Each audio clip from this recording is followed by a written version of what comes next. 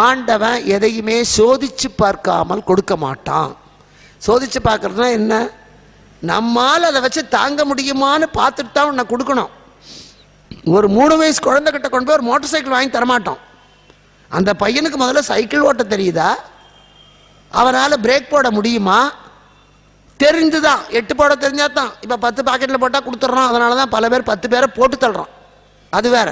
அதனால சோதிச்சு பார்த்து தான் எதையும் கையில் கொடுக்கணும்.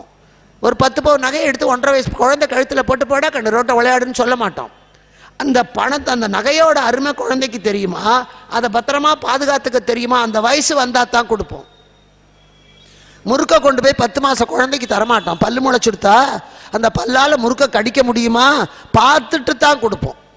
சாதாரண முறுக்குக்கும் மொச்சக்கொட்டைக்கும் கூட உனக்கு தகுதி இருக்கான்னு பார்க்குன்னா, ஆனானப்பட்ட பரமசிவ இவளை மனைவியா ஏற்றுக்கொள்ளணும்னா ஆனானப்பட்ட இறைவியையே சோதிச்சு பார்த்து தான் ஏற்றுக்கொள்ளுவேன்னா, நமக்கு அவன் வைக்கிற சோதனை எந்த மூலை?